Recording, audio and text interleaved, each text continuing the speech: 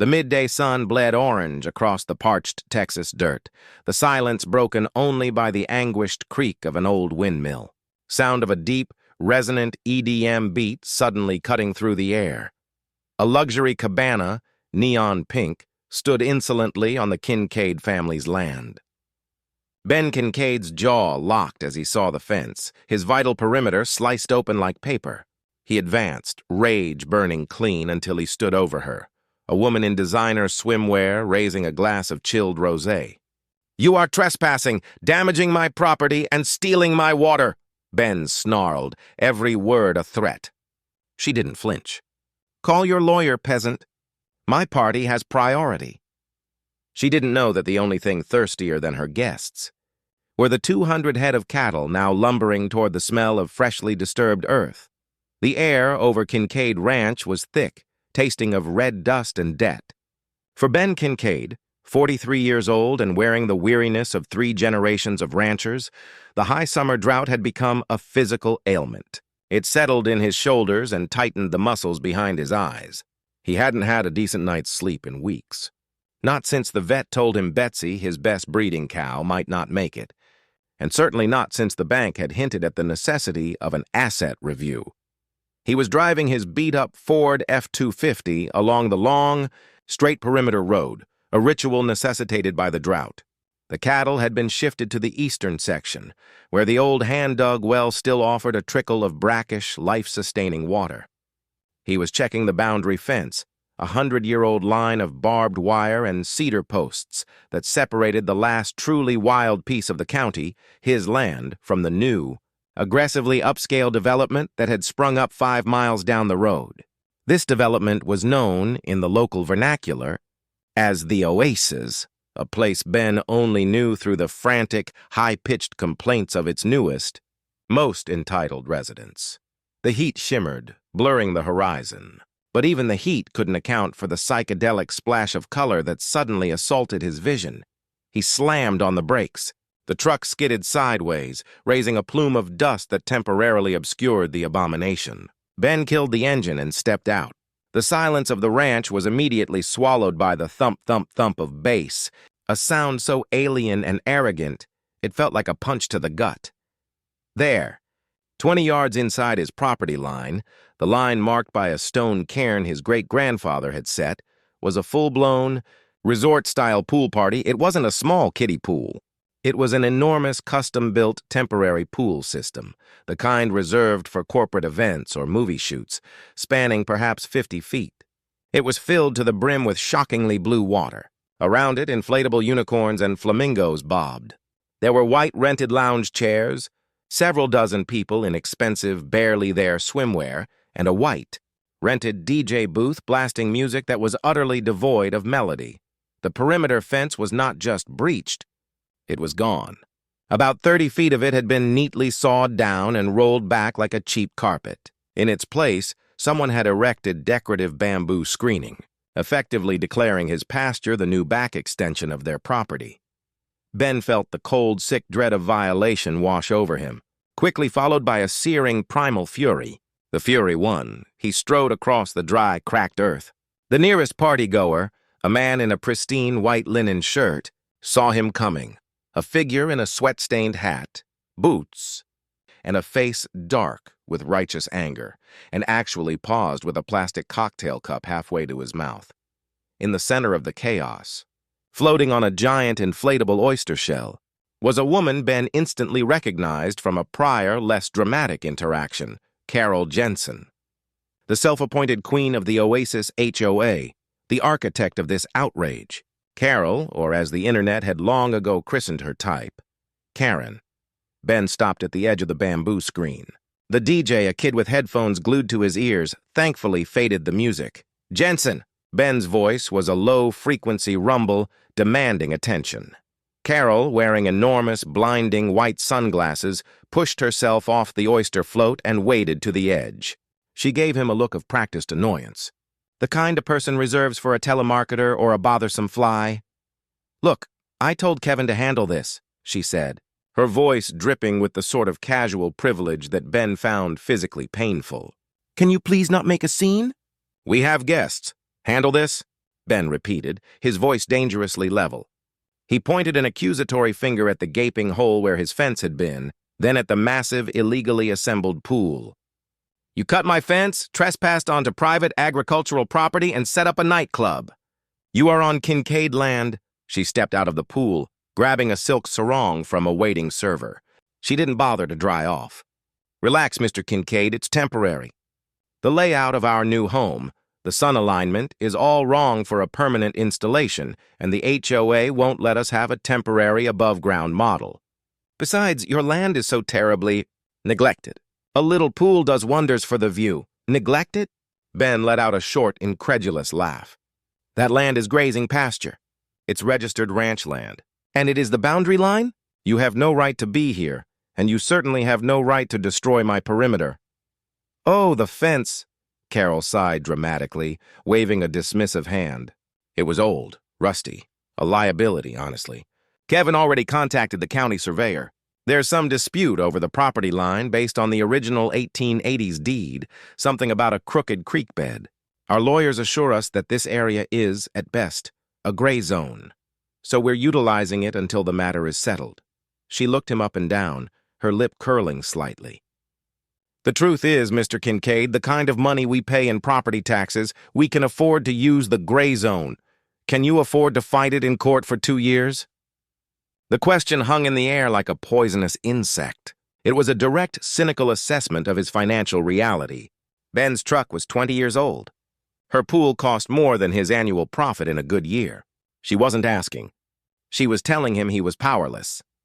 Then a detail caught his eye, a thick green hose snaking from behind the bamboo screen connected to a buried utility box near the cairn.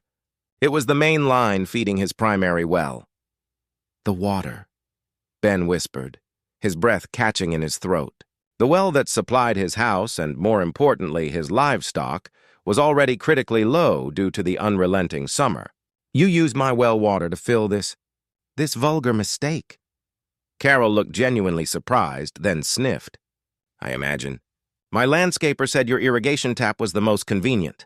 Water is just water, Ben. We'll pay the bill. What, 1,000 gallons? Maybe a couple $100? We'll put it on your tab when this little dispute is finalized. 1,000 gallons? Ben knew his well ran at about 4 gallons a minute on a good day. It would take days, maybe a full week, running constantly to fill that monstrous reservoir. A week of water his cattle were not getting, a week of critical reserves drained. The realization hit him like a physical blow. Betsy's medical bills, the dwindling grass, the failing well, this was not just trespassing. It was a direct assault on the survival of Kincaid Ranch. You have 5 minutes to start draining that pool and vacate my property, Ben said, his voice now devoid of rage, replaced by a cold, frightening clarity. If you don't, I will use every legal and extra-legal measure at my disposal to force you off. Understand? Carol smirked, tilting her head. She took a long, slow sip of her drink. 5 minutes. I guess I'll finish this first. Ben didn't wait for the sip to finish. He spun on his heel, ignoring the giggles and the surprised stares of the party guests.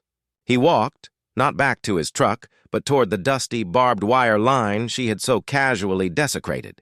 He needed proof. He needed photographs of the destruction. He needed to call Sheriff Miller, even though he knew the slow, bureaucratic response would take hours. But most of all, he needed to remember the law of the ranch. A law far older than HOA bylaws or even county ordinances. The rancher's first responsibility was to his herd. His cattle were thirsty. His well was dry. He looked over the ridge, past the garish pink and white party, toward the far east pasture. He saw the shimmering heat haze above the 200 head of thirsty Angus, waiting for their next feed and water rotation. Their secondary water tank, their only reliable source of hydration left, lay just beyond the fence line, a full mile across the dry, unused land that Carol Jensen had just converted into a temporary beach resort. The cattle would have to wait an extra hour while he called the police. An hour more of suffering in the heat. No, there was another way. A primal, chaotic, utterly unavoidable way. Ben Kincaid reached the downed fence, his boots crunching the wire. He glanced back at the oblivious party, at the sparkling, stolen water. A dangerous smile touched his lips. He pulled out his pocket knife, found the main tension cable running the length of the boundary line further down the slope, and with a swift, brutal snick, he cut the wire. He then turned, moving with sudden, decisive purpose, and ran toward the east pasture where his herd was waiting, their thirst a weapon he was about to unleash. Major turning point. Ben makes the calculated, desperate, and potentially disastrous decision to use the herd's need for water as his immediate enforcement mechanism against the invaders. Ben Kincaid didn't run like a man escaping danger. He ran like a man embracing it. The adrenaline surge was cold and sharp, clarifying his mind. He was no longer thinking about property lines or lawsuits. He was thinking about a biological necessity that superseded human law. 200 living creatures were dying of thirst, and the water stolen from them was currently floating plastic flamingos. His run across the broken pasture was a desperate sprint against time. He reached the temporary gate separating the east pasture from the main grazing fields, the holding area for the main herd. 200 head of Angus, black and heavy, stood huddled near the shaded troughs, which were now bone dry. The sound they made was not the contented chewing of a fed herd, but a low, mournful, collective groan, the sound of mammalian suffering in the brutal Texas sun. As Ben reached the gate, the first few cows, led by an enormous, intelligent bull named Brutus, raised their heads. They didn't see Ben. They smelled the disturbed earth where the fence had been cut, and more importantly, they smelled the water. Not the stale, familiar, mineral-heavy water of their own well, but the fresh, chlorinated, shockingly abundant water of the intruder's pool. Ben wrenched the latch on the gate open, shoving the heavy steel panel aside. "Go on then, Brutus," he muttered, his voice hoarse. "Go get your damn drink." Brutus didn't need another invitation. With a noise that was half bellow, half gasp, the bull began to move. He was quickly followed by the first dozen cows, and then, with the sudden, unified force of a rising tide, the entire herd. The thirst was a physical engine. The sound of the stampede started as a low, ominous drumming, hundreds of hooves hitting the compacted, sun-baked soil. It wasn't a reckless, panicked run, but a focused, earth-shaking, purpose-driven charge. A massive, rising cloud of red dust billowed up behind them, a terrifying, opaque curtain that blotted out the sun on the horizon. Back at the pool party, the chaos was beginning, but only in the periphery. The DJ, having been reprimanded earlier for pausing the music, cranked the bass back up.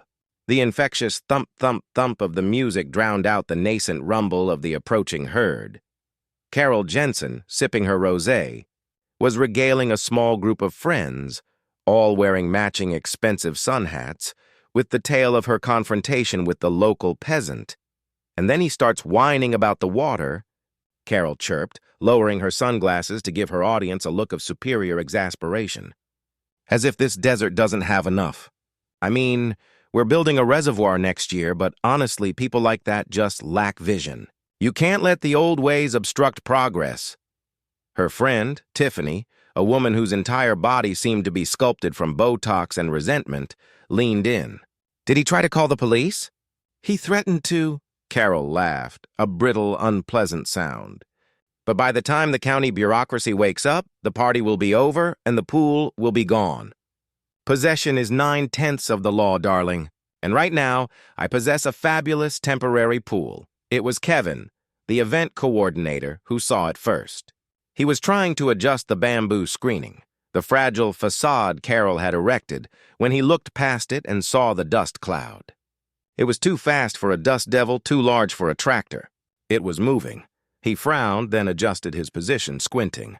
The drumming noise was penetrating the bass now, sounding less like music and more like a massive rolling headache. "Mrs. Jensen!" Kevin shouted, his voice high with alarm. "Mrs. Jensen, you need to see this. Something is coming! Something large." Carol merely waved her hand, not bothering to turn around. "It's fine, Kevin. It's a farm. They have tractors. Just fix the bamboo. It looks cheap. It's not a tractor, ma'am. It's brown. And it's fast." Finally, Carol sighed, placing her glass on the edge of the pool. The air had gone strangely still, and even the DJ, spooked by the frantic arm-waving from the guests, now looking past the bamboo, began to fade the music again.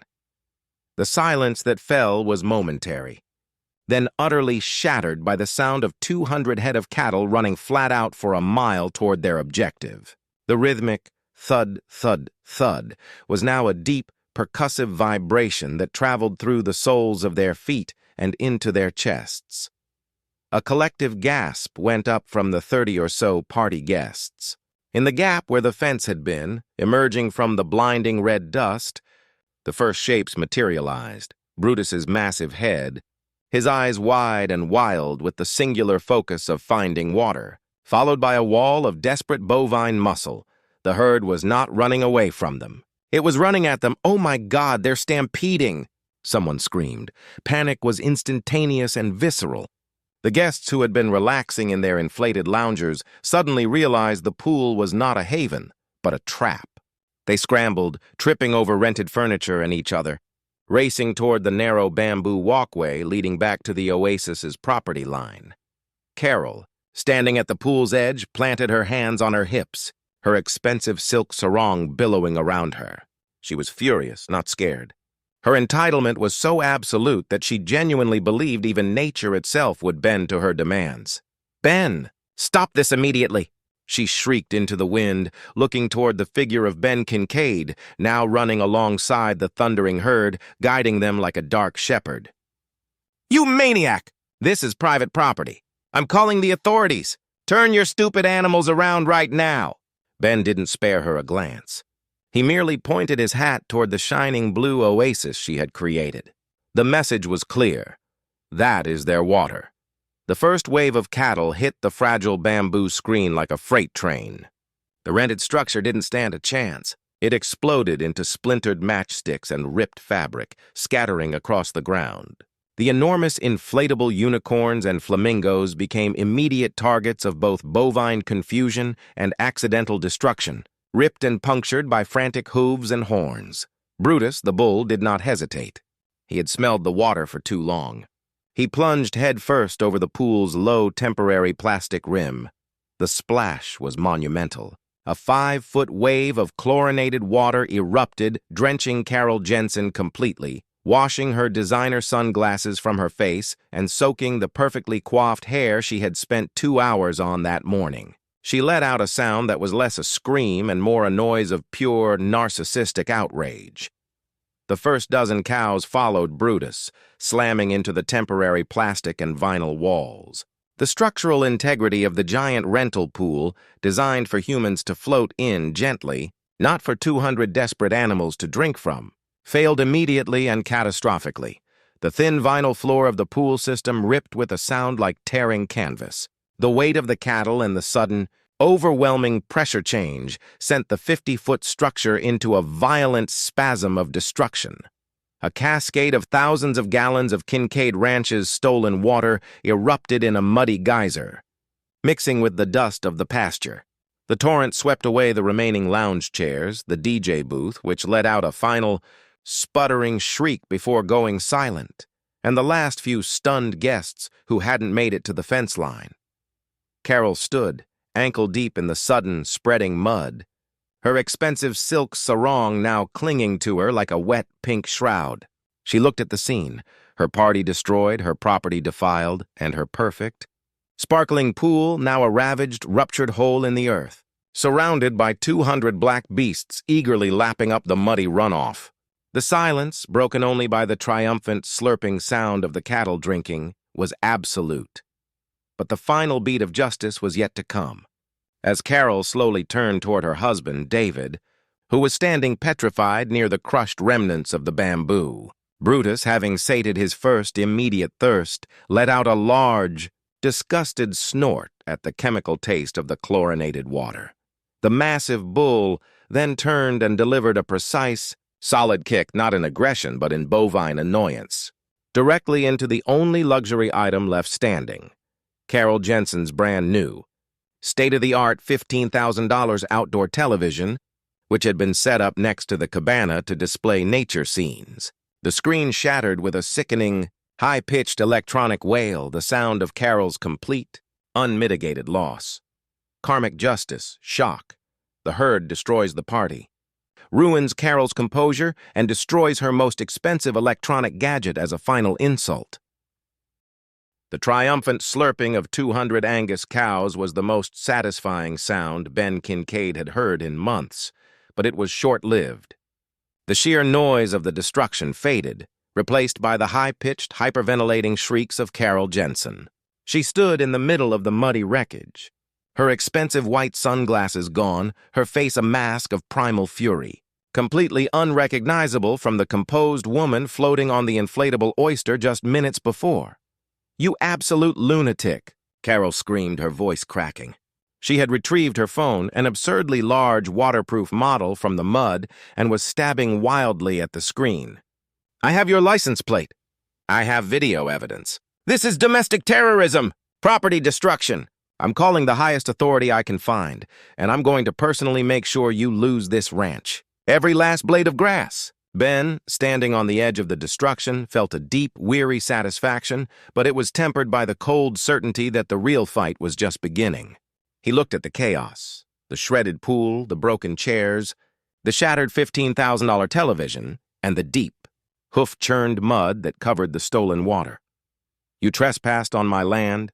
You cut my fence and you stole my well water during a catastrophic drought," Ben stated, his voice calm, cutting through her hysteria. "My cattle were thirsty. They followed the water you illegally placed on my pasture. That is an act of necessity, Carol. You started this. You destroyed my perimeter and you put my herd's lives in danger. I'm calling Sheriff Miller."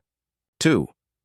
You think your hillbilly sheriff cares about a couple of rusty cows over $1,500 worth of ruined designer dresses and a catastrophic property loss claim? She sneered. "My lawyer is on the phone with the district attorney right now, filing for aggravated vandalism and animal endangerment." "You're done, Kincaid. You just signed the deed to your ranch over to me." She turned, grabbing her bewildered husband David by the arm. "David, you record this whole scene. Get pictures of the damage and call the rental company. Tell them to send a team with armed guards to salvage what's left of their junk before this psychopath attacks again." Ben spent the next hour moving the sated, heavy herd back toward the safe confines of the east pasture, securing the temporary gate and trying to patch the main perimeter cable. He had barely tightened the final length of barbed wire when the sirens started. Not one, but 3 distinct vehicles. Sheriff Miller's cruiser pulled up first, followed closely by a second deputy's vehicle. A third, entirely unfamiliar black SUV with darkened windows, stopped further back. Sheriff Miller, a man Ben had known since high school, looked tired. His face, usually ruddy, was pale in the harsh sun. He took one look at the scene, the enormous, muddy crater, the devastated party accessories, and the 2 still sobbing guests huddled near the SUV, and scrubbed his hand over his close-cropped hair. "Ben, what the hell did you do?" Miller asked, his tone heavy with dread. "I protected my property and my stock, Sheriff," Ben replied, removing his hat. "She cut my fence, set up a recreational facility on my land, and stole the last of my well water. My herd was suffering. I didn't incite a stampede. I opened a gate so my thirsty animals could access the water that was already on my land." Carol immediately elbowed past Miller. She had changed into a dry, albeit stained, caftan, and her composure had returned, colder and sharper than before. He released a weaponized herd. "Sheriff," Carol stated, pointing at Ben with a manicured finger. "This was premeditated property destruction. We have 20 witnesses, and the estimated damage to the rental equipment, furniture, and personal property exceeds $200,000. Miller sighed.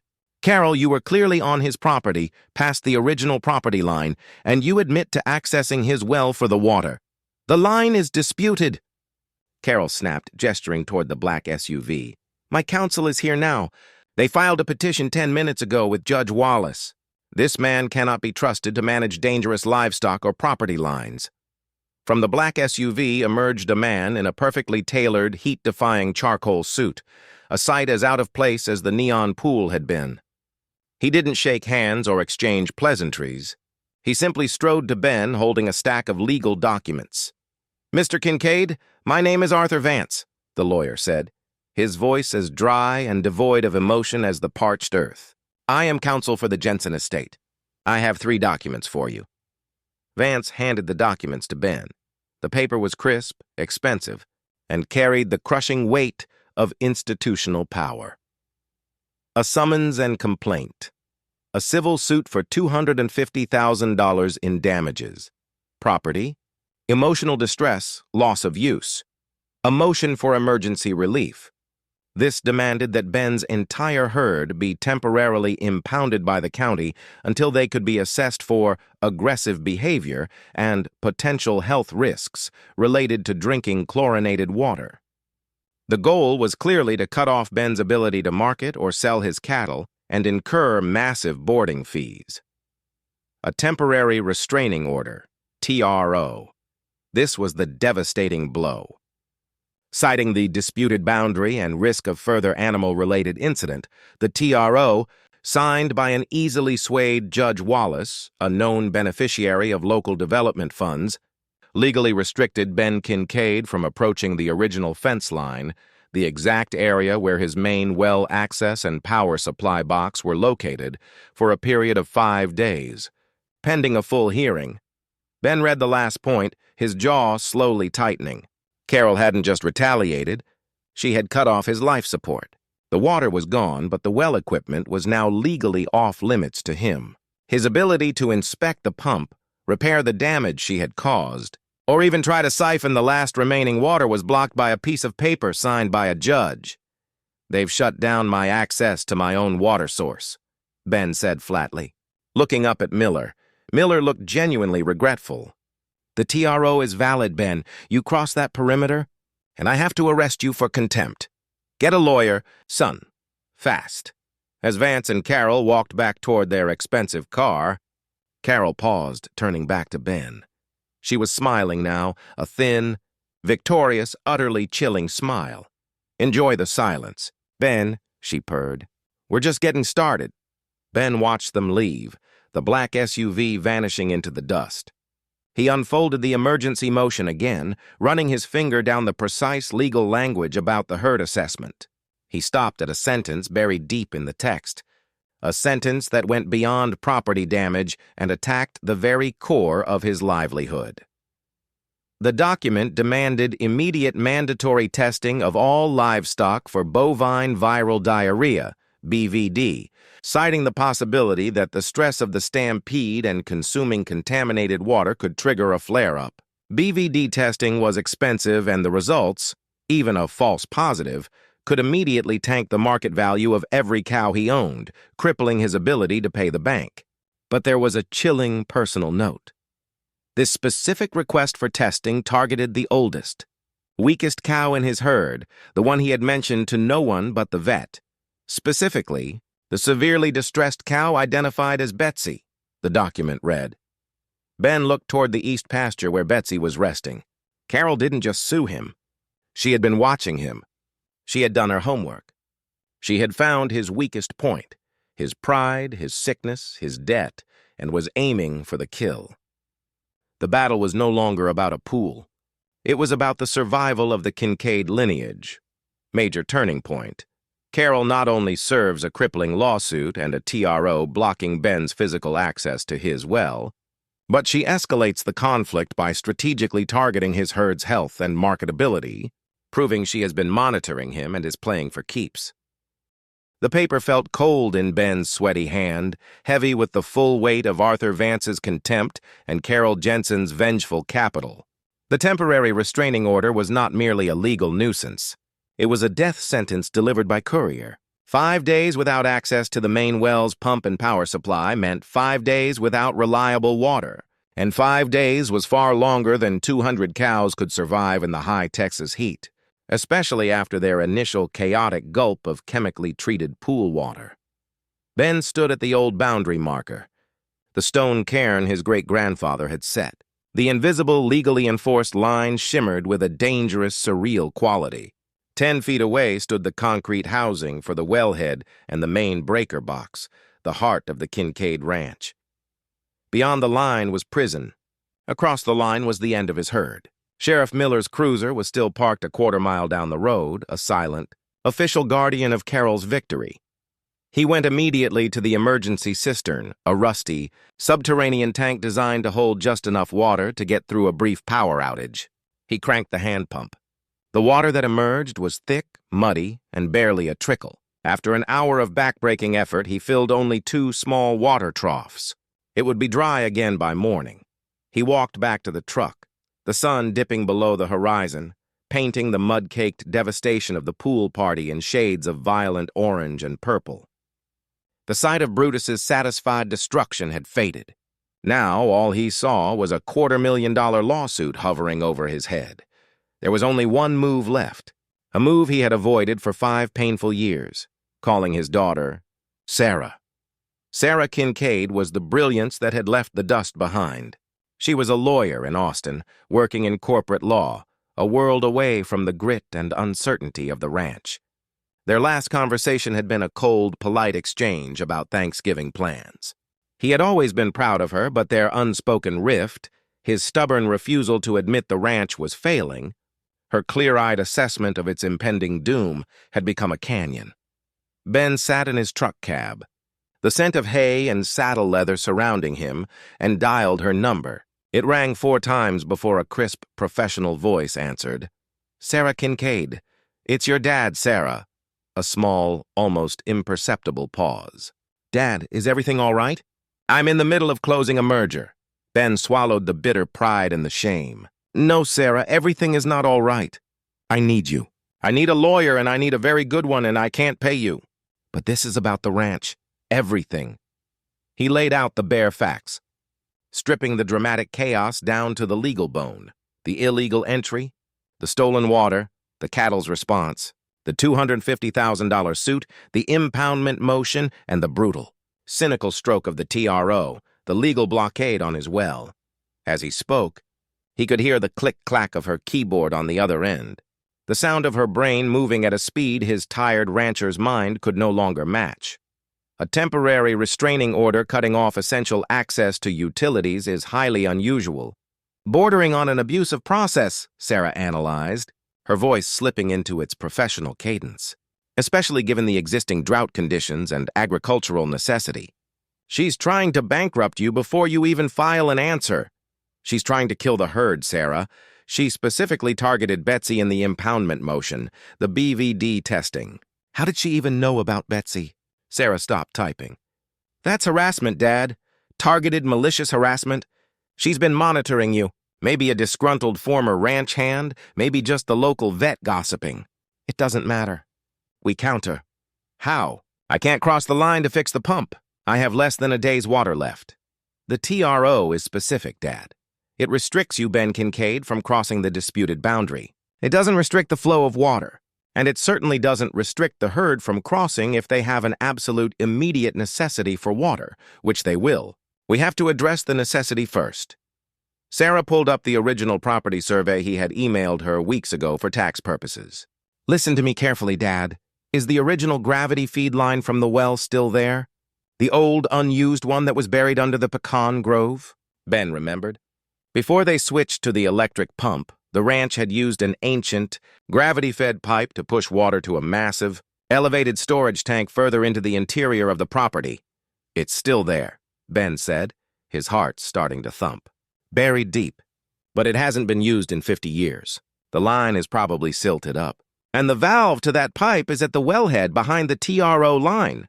"We can't touch the wellhead, or the pump, or the breaker box," Sarah confirmed, her voice tense. "But we can establish an alternative access point." "Does the old gravity line run anywhere near the irrigation tap she used to fill the pool?" Ben thought back to the green hose, the irrigation tap, and the well housing. The irrigation tap was spliced into the main feed line that runs from the pump. "It's all past the TRO boundary." "No," Sarah corrected sharply. The irrigation tap had to be near the original source line, just past the well, but before the main house feed. "Think about the pipe's route. If the old gravity feed line is still under there, it predates the electric pump. It was likely capped off, not entirely removed."